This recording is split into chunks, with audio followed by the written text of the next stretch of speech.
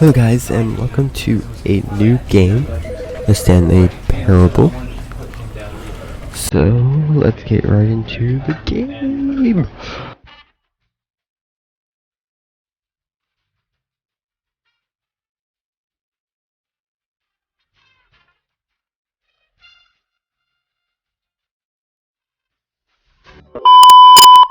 Okay, we're in the game. This is the story of a man named Stanley. Hi Stanley. Stanley worked for a company in a big building where he was employee number 427.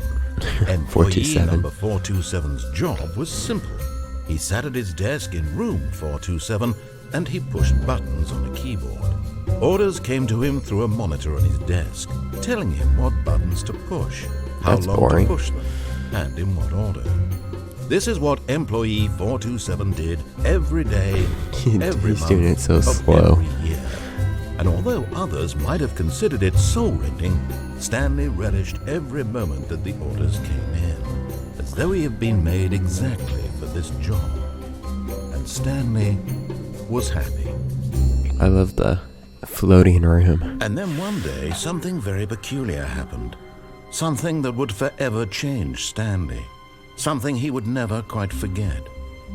He had been at his desk for nearly an hour when he realized that not one single order had arrived on the monitor for him to follow. No one had showed up to give him instructions, call a meeting, or even say hi. Never in all his years at the company had this happened, this complete isolation. Something was very clearly wrong. Shocked, frozen solid, Stanley found himself unable to move for the longest time. But as he came to his wits and regained his senses, he got up from his desk and stepped out of his office. Oh, I'm playing as Stanley. All of his co-workers were gone. What could Hello? it mean? Stanley decided to go to the meeting room. Perhaps he had simply missed a memo.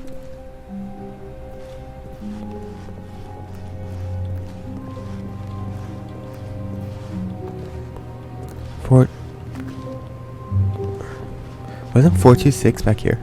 So I'm in 427? What? Okay. How do they do these numbers? That's so weird. Guess it's this way. Where's the meeting room? When Stanley came to a set of two open doors, he entered the door on his left. I did? Oh, I guess I did.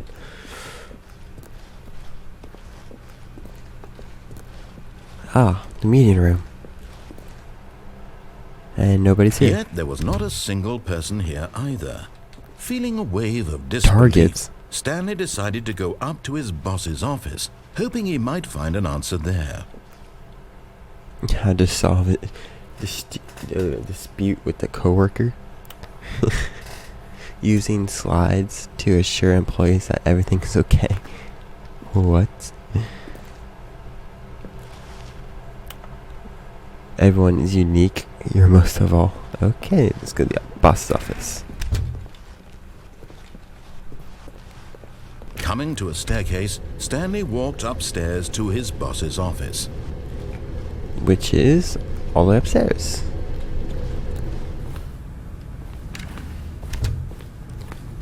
And my boss is not here. Stepping into his manager's office, Stanley was once again stunned to discover not an indication of any human life. Shocked, unraveled, Stanley wondered in disbelief who orchestrated this, what dark secret was being held from him. What he could not have known was that the keypad behind the boss's desk guarded the terrible truth that his boss had been keeping from him. Ooh. And so the boss had assigned it an extra secret PIN number, 2845. But of course, Stanley couldn't possibly have known this. 2, 8, 4, 5. Yet incredibly, by simply pushing random buttons on the keypad, Stanley happened to input the correct code by sheer luck. You told me. He stepped into the newly opened passageway. And where does this lead to? It's like a horror map. What is... I gotta go down. No, no.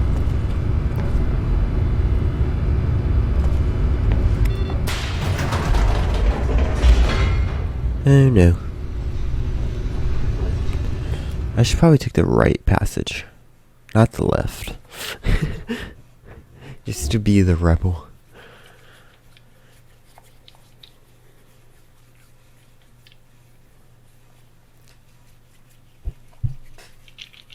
Loading. Descending deeper into the building, Stanley realized he felt a bit peculiar.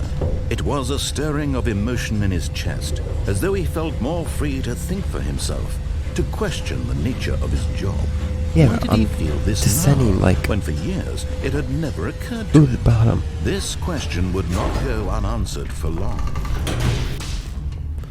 And I'm in the middle of the basement. Stanley walked straight ahead through the large door that Mind read controls. Mind Control Facility.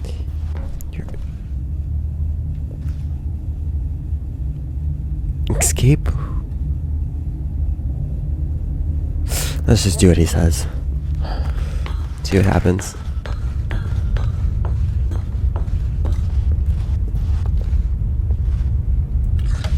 The lights rose on an enormous room packed with television screens. What horrible secret did this place hold? Stanley thought to himself. Did he have the strength to find out? Yes, I do. I'll find out. Why is there so many different passages? Oh no. Camera. Now the monitors jumped to life, their true nature Fired. revealed. Each bore the number of an employee in the building, Stanley's co-workers. The lives of so many individuals reduced to images on a screen, and Stanley, one of them, eternally monitored in this place where freedom meant nothing. How can you even see these? There's the same office twice right there. And then up there. They're repeated. It's 247? Oh. Right there. Is that my office, right? No, whatever. Next button. This mind control facility, it was too horrible to believe. It couldn't be true. Had Stanley really been under someone's control all this time? Was this the only reason he was happy with his boring job? That his emotions had been manipulated to accept it blindly? What is that? An elevator? No. He refused to believe it. He couldn't accept it. His own life in someone else's control? Never. It was unthinkable. Wasn't Where are we going? Was it even possible? Had he truly spent his entire life utterly blind to the world? But here was the proof. The heart of the operation. Controls labeled with emotions. Mind happy control or offline. sad or content. Walking, eating, working. All of it monitored and commanded from this very place.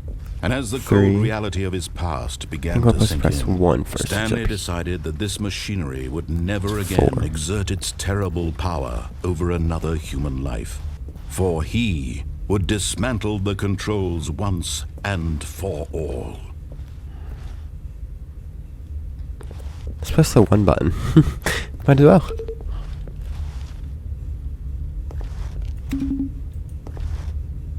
R2. Okay, nothing works. Disabled.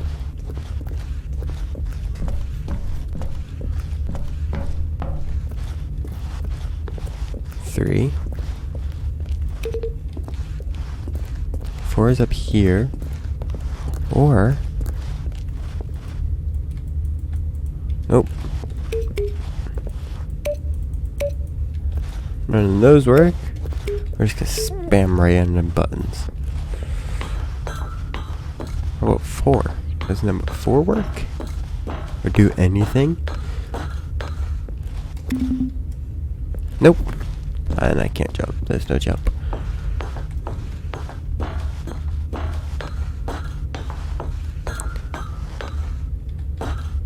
Or should I go that way? Well, there's an open door, which I should have went through. Red button. I can't press. I probably should have gone through this door. Ready? Mind controls idle, awaiting input. It's a giant TV screen. And when at last he found the source of the room's power, he knew it was his duty, his obligation, to put an end to this horrible place and to everything it stood for. On or off? On or off? On. Off. Let's start it off.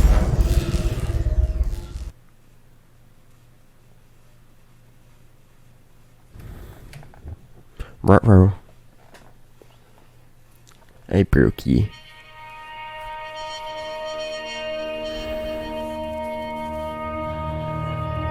Blackness and a rising chill of uncertainty. Yeah, it's very black. Was it over? Hopefully. Yes. He had won.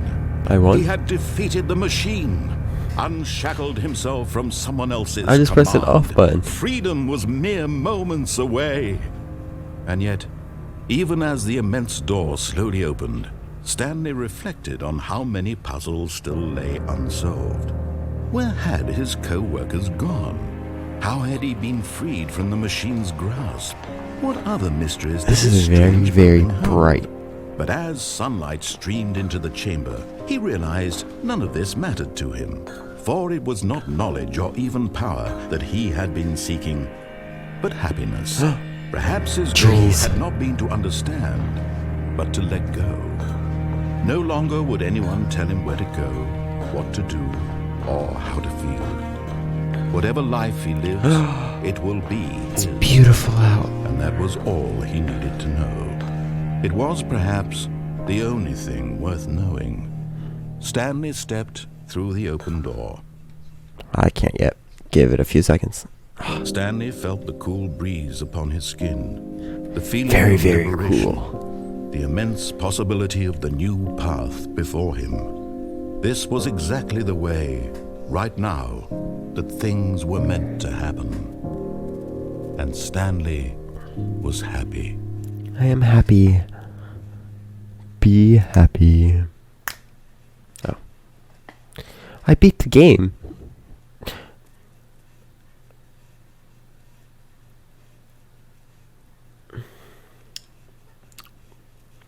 So, that was easy.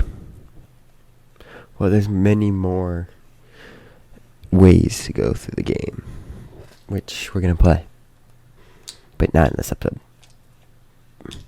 So if you guys like this series, I will do some more and do different directions. I will try the right way. I'll try the right direction this time. In this next episode, you guys gotta stay tuned for. Hope you guys enjoyed, and goodbyes. And we're gonna go right into the second episode.